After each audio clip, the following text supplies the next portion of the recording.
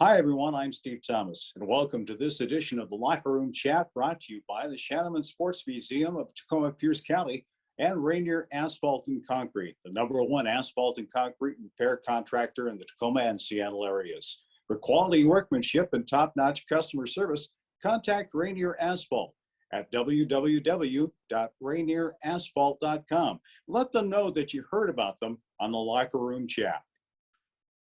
Hi, everyone. I'm Steve Thomas. And today on Locker Room Chat from the Vault, we're pleased to share with you an interview conducted by Bob Robertson in 2010 with Doug McArthur, who enjoyed a long and successful career in sports broadcasting, administration, and promotion in the community.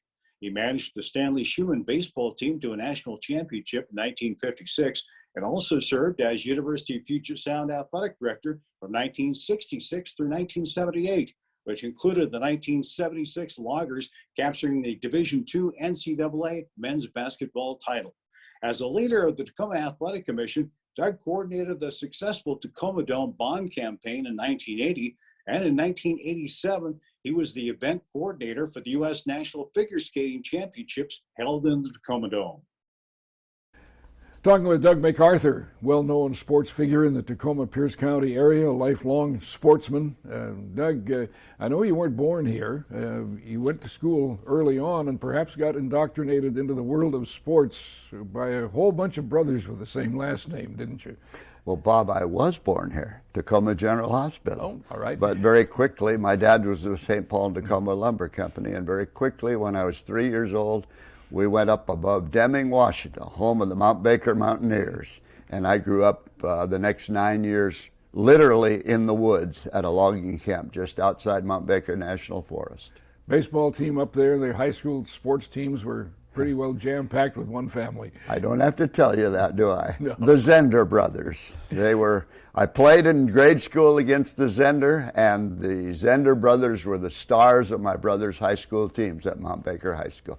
Good enough, by the way, Bob, I think you know this, as the Deming Loggers back in the, well, it must have been 50s, I guess, went to the national semi-pro baseball tournament in Wichita, Kansas, finished second in the nation, and there was a Zender at every position.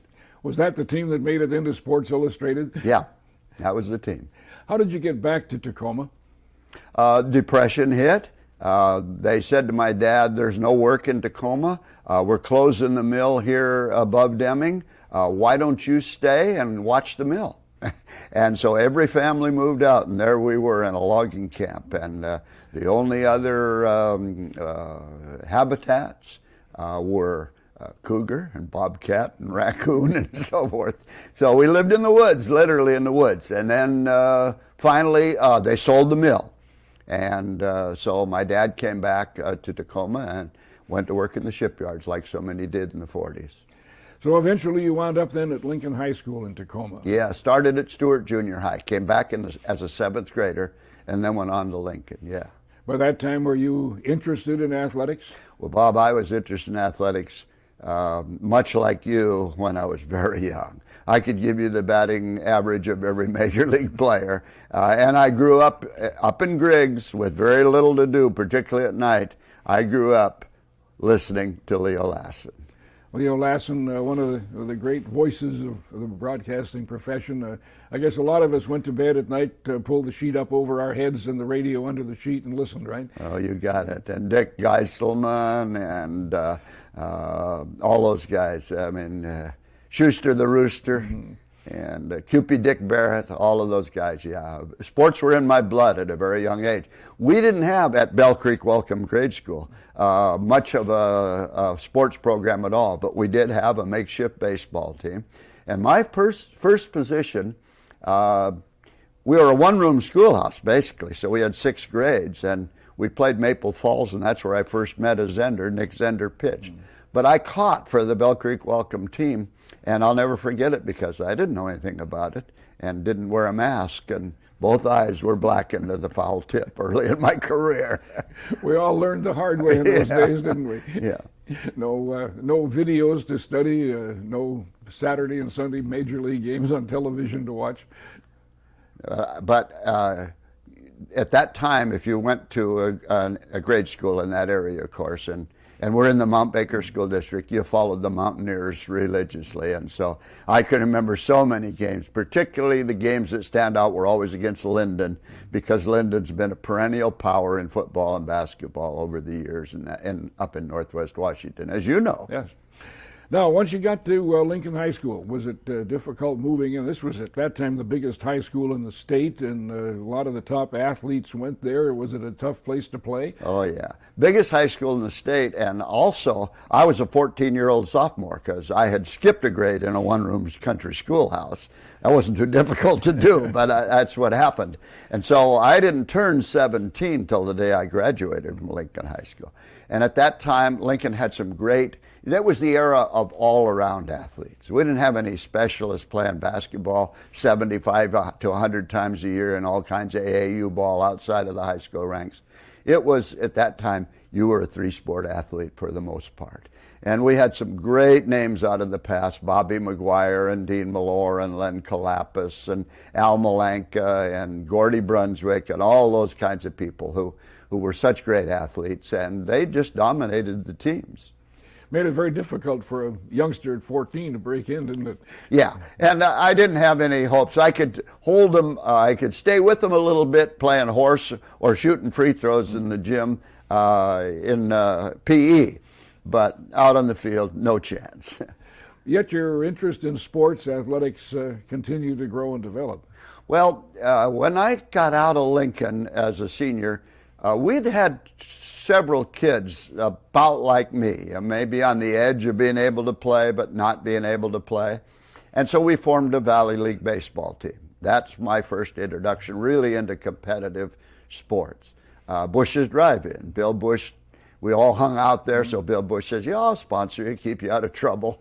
We got yellow sweatshirts with Bush's Drive-In across the front. We played in the Valley League, and our initial game was against Pete Sabutis and Cliff Shees and Hal Schimling, the old K Street City League champions, and we only got beat 18-0 in our first Valley League game as Bush's Drive-In. A promising start.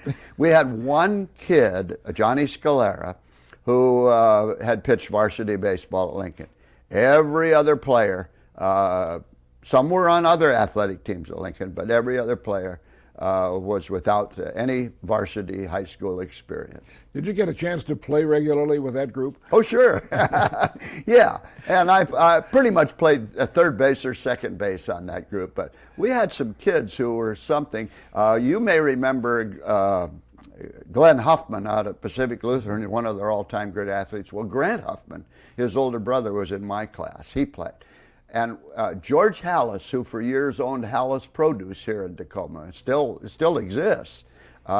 George Hallis played varsity football at Lincoln with one arm. He was born with a deformed arm, very small arm, no capacity other than to just barely maybe hang on to things. And he was a linebacker, one of the best, strongest kids I've ever known. It was a one-armed tackler. Well, he also played the outfield for us. And this is before Pete Gray gained prominence in Major League Baseball. And George would catch the ball, drop the glove, and throw with the one good arm. Interesting experience. And what happened to those players? Did they stay with baseball, stay with athletics? Or I don't think any of them did. But the Bush's Drive-In team evolved along the way as we moved along and got in. And by the time I went to Wazoo my first year, and then I transferred back home. In that era, in the late 40s, it was less expensive to go to the College of Puget Sound in Tacoma than it was to go to Wazoo and pay room and board. So I came home, and by that time had had enough baseball experience behind me. I ended up playing third base on the CPS Loggers team. And a lot of those kids that played with me and against me and so forth, we all evolved along the way where by the time we got into the 50s, we were winning the Valley League. And then we all went in the service, varying times. When we came back, we all had the thirst to get together. So we had kids from maybe about 4 or 5 different old Valley League teams all joined together. And that's when we got a new sponsor. Stan Knockerout said, I'll sponsor you guys.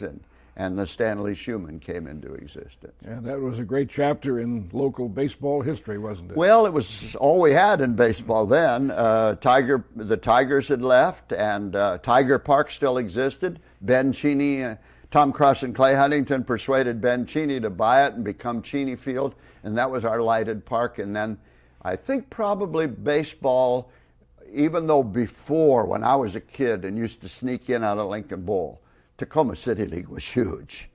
Every good player in the area was playing. But in the 50s, we revived that, and we probably had the 3 best amateur semi-pro level baseball teams in the country playing out at Cheney Field. The Cheney Studs, who were basically Seattle-based but played here, and then Woodworth Contractors and our Stanley Schumann. The Schumann, pretty much an all local group of players? Almost entirely local. Lincoln Stadium, Bellarmine, and then UPS and PLU. When we got to the national tournament, we went through state, regional, and national tournaments, won our last 13 games in a row to win the national championship. Why? We had to replace 2 of our better players, Russ Wilkerson, who had gone to Lincoln and then CPS, and Gordy Hersey, who had gone to Stadium and played for Buck Bailey at Wazoo. We had to replace them because they had teaching assignments. They couldn't go. So we replaced them with George Grant, a Stadium graduate who played at the UW, and George was outstanding shortstop. And Jim Harney, who was captain of Seattle U's great basketball team that finished as national runner-up. So when Elgin Baylor was aboard, he was our second baseman. They replaced Russ and Gordy, and other than that, we were all Tacomans. Had great success, won a championship. Well, yeah, it was an experience, you know. When we put together way back the old Bush's Drive-In, heck, we'd hope to win a Valley League game. And then we, of course, hoped to win the Valley League. And then we hoped to win the Valley and the City League. And never dreamt, state title would probably be the highest we could ever think about. But we were fortunate. We had an awfully good team. In fact, our outfield, which were all 3 outstanding players in Tacoma. Bob McGinnis was in left field. He was outstanding at Stadium and CPS. Earl Hyder was in center field. He was outstanding at Lincoln High School. Didn't go to college at that time. And Ron Storsley was in right field, and he was a Lincoln star who went to PLC. I think those kids, given a proper opportunity back then, there wasn't all the opportunity to go into the pros that there has been recently. I think all 3 of them could have played at a very high professional level. It's the best outfield that I have ever recalled seeing in Tacoma. Tell me about the winning of the championship. Do you recall who was the beaten team? Who did you win the championship over? Well, it was strange. When you got to the championship that year, you played the other 3 finalists, period. And if you were 3-0, you were the national champion, and that turned out to be us. In our first game, we played Battle Creek, Michigan, and one of our ace pitchers was Mike Dillon, who had played some professional ball, and you could get reinstated to amateur status. He got hit in the head with a line drive back in, I think it was in Aberdeen, South Dakota, and his professional career never went forward. But Mike could really throw the ball. In fact, one night out at Cheney Field, playing the Cheney Studs, who were the powerhouse. They had all the UW, Seattle U, and Washington State grads. They were a collegiate powerhouse. He struck out 15 of the first 17 batters. I've never seen a performance like so dominant as that, because he really had a fastball. But by the time after he got hit, and by the time he moved along, Mike threw probably 50% of the time he threw the curveball and the changeup, and we beat Battle Creek, Michigan 4-1. They were the host team back in Battle Creek. That's where the tournament was played. And then we met Texas, the defending champion. I think they'd won it 2 years in a row. Had won something like 56 straight games or something. It was, they came in, and boy, they had everything. They came in on their own private plane, and they were dressed like the New York Yankees. And I'll never forget Earl Hyder in the pregame. they pulled up and started coming out in the field. And he said, "Where'd you park your horses, you guys?" And he had to get in a shot right away. And about that time, bam, somebody hit a line drive and hit their third baseman in the head. So we had a tie. But anyway, we ended up winning a 7-6 game. It was a thriller. We had a 7-4 lead in the late innings, and they had a couple of guys on, and a guy hit a fly ball to right field to Ron Storsley, who was a very good player. And Ron came in under it, and at the last second seemed to kind of hesitate a little bit, and his cap flew off, and he dropped it. Made it 7-6, and the next guy up hits a deep fly to right field, and Storsley's got to make a run and catch. I asked him after the game, I said, "Ron, what would have happened if you hadn't have caught that second one?" He says, "I'd have jumped right over that fence and you'd never seen me again." So anyway, we win 7-6. And then the next night we play East Chicago, Indiana, and they had a big guy who had also pitched professionally, about 6'6" kid, just left-hander, just threw the dickens out of the ball.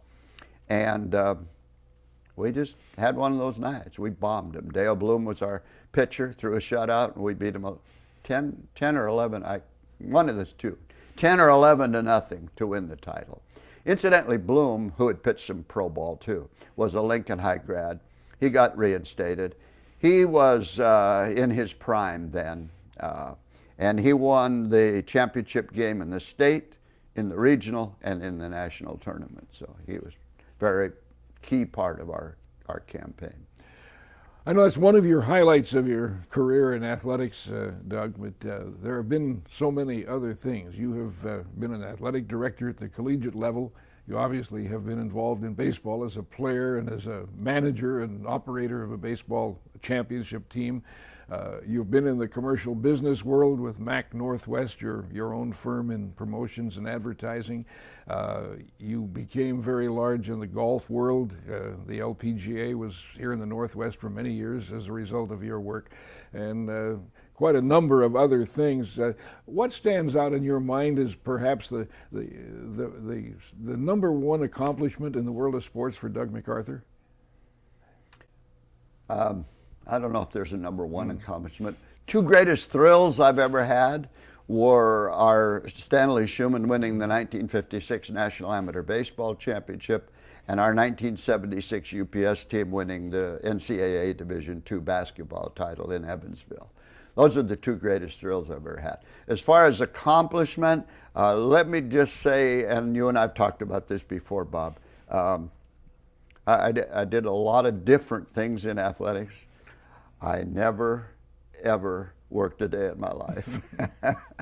I mean, going to work was that pleasant, was that much fun, was that meaningful to me. Well, let's talk about some of those things. You advanced to become the director of athletics at the College of Puget Sound, or had it become the university by that time?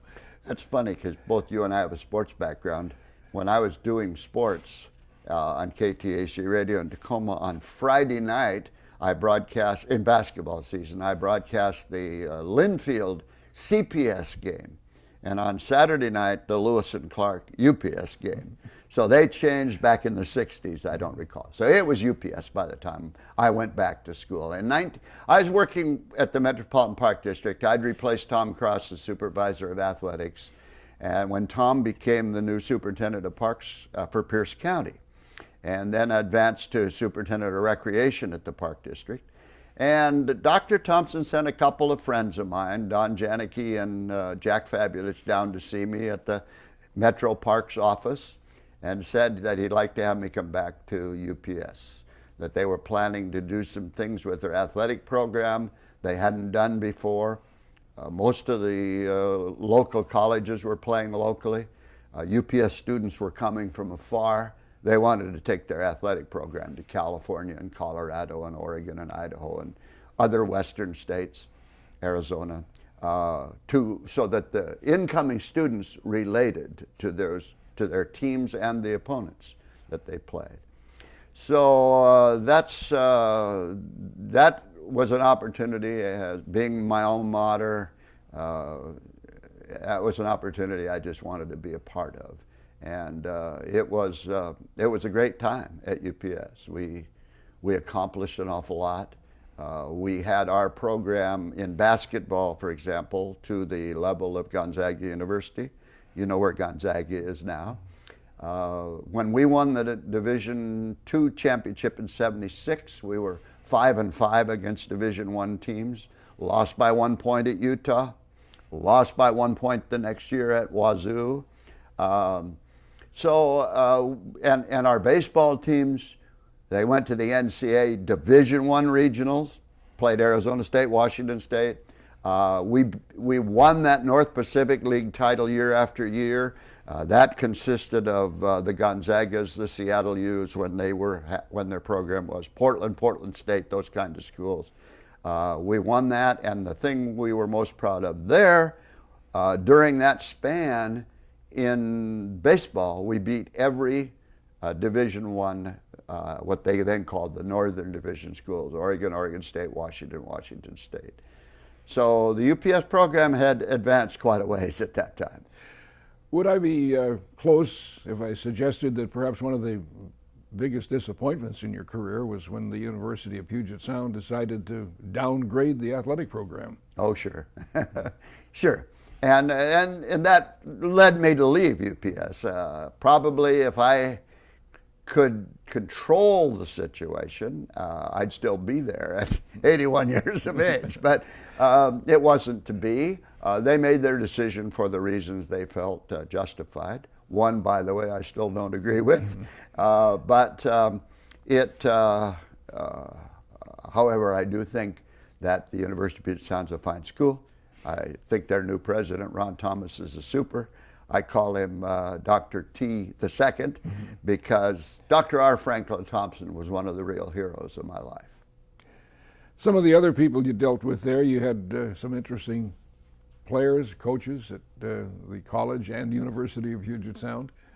Well, Bob Ryan, whom I think you remember, not only was an outstanding coach at Puyallup High School, but went to the University of Hawaii and became a key person in the Buffalo Bills NFL staff in terms of scouting and so forth, was our head football coach. Bob, perhaps one of the most intelligent football people I've ever been around. Highly respected and the highest integrity. It was a joy to work with Bob. When Bob left to go to Hawaii, Big Wally took over, Paul Walruff. Probably as beloved a coach by his players of anyone ever been around. And that was one of the fun things that we did. I had an opportunity, I don't even know what prompted it, but we just took a flyer, I guess you'd call it, and contacted the AD at Slippery Rock, Pennsylvania, because all we'd ever heard at UW Stadium or wherever, Slippery Rock 36, Allegheny Tech 14 or whatever, all the time. We thought, wouldn't it be fun to play Slippery Rock? So we brought him out here to open the 1973, I think it was, season, Wally's first game at UPS. And that was a tremendous thrill. We beat Slippery Rock in Baker Stadium on campus, 13-6, if I remember the score. Also basketball, Don Zek put together kind of an unbelievable group of athletes, just a vintage group. Don inherited 3 kids that we had recruited out of Phoenix, Arizona. R.G. Rhymes, John Smith, and Dave Lindstrom, all were Division I level kids. And we had a player in school named Charles Lowry. Lowry may have been the greatest basketball player in UPS history. He became the 6th man with the Milwaukee Bucks and Kareem the year they won the title. And other than a broken leg that ended his NBA career, he would have played for a long time. He was an outstanding player. I remember when we went back east and would have won a national championship in '70, I think it was, except that Eddie Houston our star scorer, broke his elbow on one of the last games of the year. But anyway, Charles, in that game, we played Old Dominion, and Dave Twardzik, who later played with Portland in the NBA, Charles played against him, and Charles had 36 and Twardzik had 9. He was that kind of a player. So there was some great talent at UPS in those years. I know we played the University of Montana in Missoula, beat them like 102-75, something like that. And the week before, they had beaten the Huskies in Missoula. And you know, they said nice things about us. There was only one team they'd played in 2 years that could have beat us, talking Division I schools now. So it was Don Zek's team first year was 24-3, and 2 of those losses were by 1 point, one in Simon Fraser in Canada, one in Hawaii, and I don't need to tell you what happened in those 2 games. There was always some concern about refereeing out of the country. And then Seattle Pacific beat us when we returned from Hawaii on a Monday night after returning, and we were a little on the tired side, I think, but it was a great game. And Les Habegger was coaching Seattle Pacific then and did a great job. I would say jet lag, but I'm not sure they had jets in those days over the ocean, did they? Yeah. Propeller planes. After you left the University of Puget Sound, was that when you formed Mac Northwest? Yes. A UPS alum, Bob Hill, who had played football there and was a fraternity brother, he said, what would you like to do? I said, I don't know. I'd talked a little bit staying in the broadcast industry. I'd talked to Cairo TV, and he said, well, have you ever thought about having your own company? And I hadn't, and the more we talked, the more we saw it, and there were things happening in the area, and I thought, you know, that'd be fun. So we formed Mac Northwest, and basically we were a sports promotion company. It was great time too. One of the problems being in business at that time is, by and large, companies like that, in effect advertising agencies, promotion companies, you end up getting about 15% of the pie, and that pie's not big enough for you to make it with 15%. Example, we bought Frank Sinatra to the Dome, and I can't recall the exact instance now, but let's use $250,000 as a matter. Well, Frankie takes home the majority of the $250,000. Mac Northwest gets a little slice over here, and so financially, it was a challenge. But we were able to initiate Canterwood Golf and Country Club and the Canterwood development over there. We were part of that original development team. We formed the Safeco Classic LPGA Golf Tournament. Those opportunities presented. So we bought Wayne Gretzky to the Dome. We were able to present the U.S. Figure Skating Championships in 1987 in the Tacoma Dome. All of those things were, you know, for us, really exciting and great opportunities, I think, for the community as well. The golf world and the LPGA tournament that you mentioned, how did you get involved in that, and how and why did you bring that to the Puget Sound area? Well, my friend Wayne Thrunson and his wife Georgia brought Nancy Lopez to Fircrest Golf Course for an exhibition with Joanne Washam, a local young lady in the Cougar Hall of Fame and was one of the outstanding athletes at Auburn High School. And asked me if they didn't know anything about media and relations with the media and would I handle that. And I said, well, sure, that'd be fun. I didn't have a clue who Nancy Lopez was. Well, I knew her name, but I mean, I couldn't name you another person on the LPGA Tour. It just hadn't been something that I'd ever been involved in. So I go out to this event, and first of all, I'm absolutely amazed at their ability. Lopez and Washington can play with anybody, man, woman. It was amazing. And so then the event ends, and it was kind of complicated because the day of the event, Nancy's championship round down in Houston, I believe it was rained out. So we had to postpone the event for a day here, even though our weather was fine, because she couldn't get in. She missed her plane. And so to make a long story short, it was kind of hurry, hurry, hurry. And I had to get her on an airplane to go to her next tournament stop. She wouldn't leave Fircrest Golf Course till she was done signing every autograph of every young person that wanted one. And that was kind of overwhelming to me. I've been around a few athletes. I hadn't had anybody that was that enthused about being sure that the kids got those autographs and got to spend a moment with her and so forth. And I marveled at that. I finally just had to get her and practically drag her into the car and get her to the airport.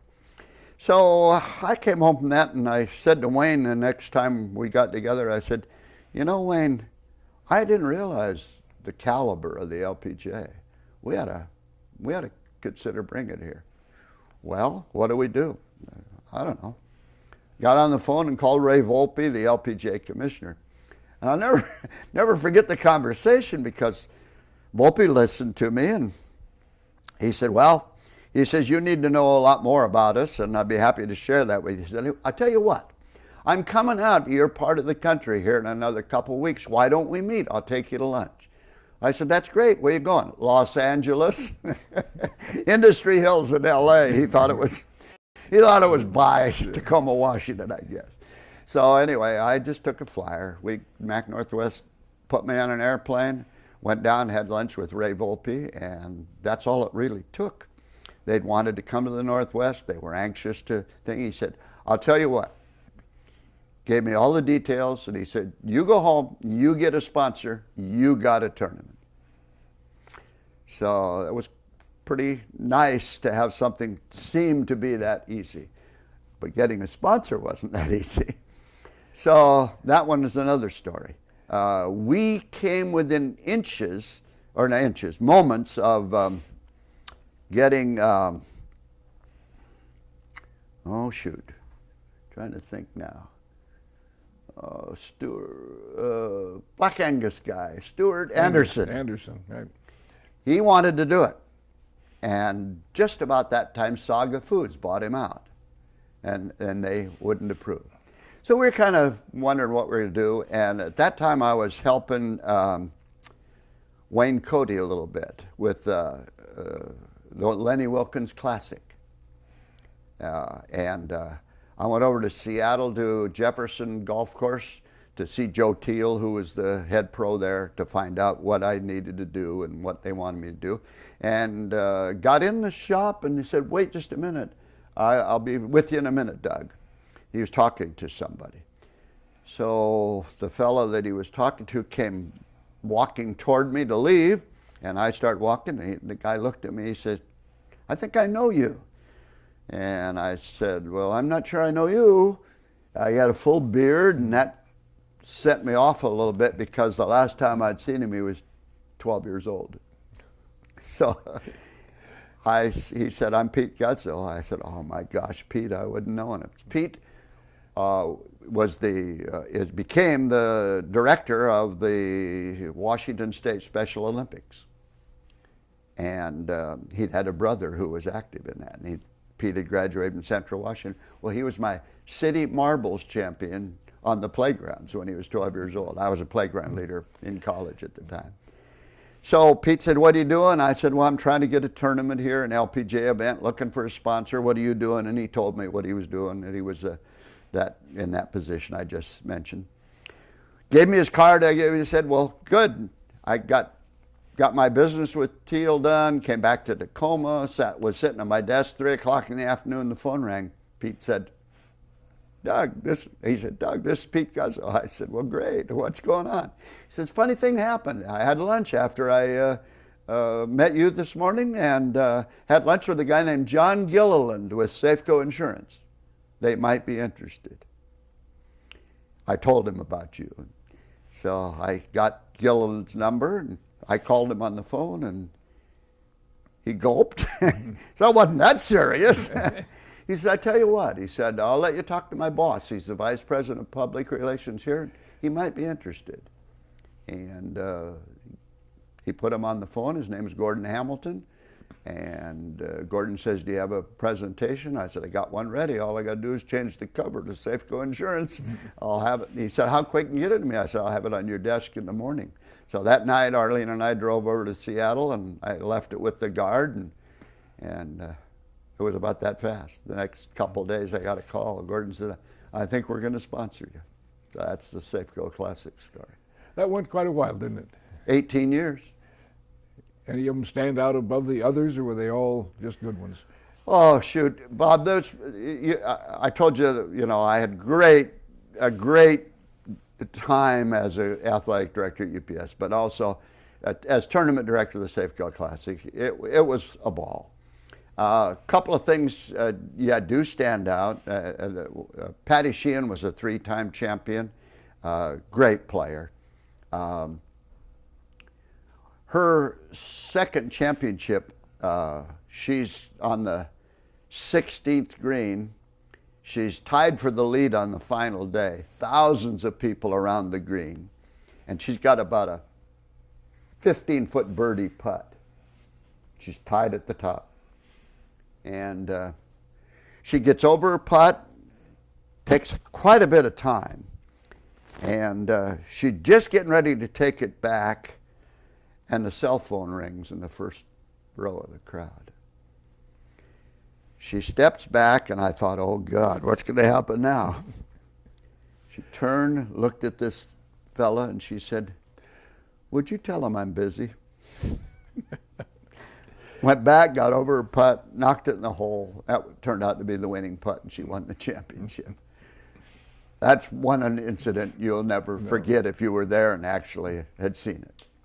Tell me about the purses that were offered, the prize money, and how it has changed over the years. And did it have any effect on the tournament ending here?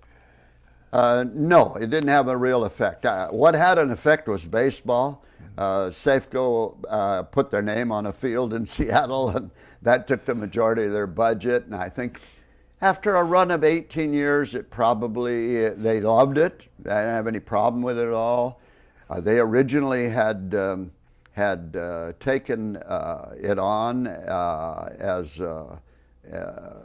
something they wanted to do, and I think they want to do it. They took it on because it was a woman's sport. I think that was a big key there. It's always interesting how those decisions are made, but I basically think they allocated their money elsewhere, and they weren't tired of the tournament, but 18 years is a long run for a golf tournament.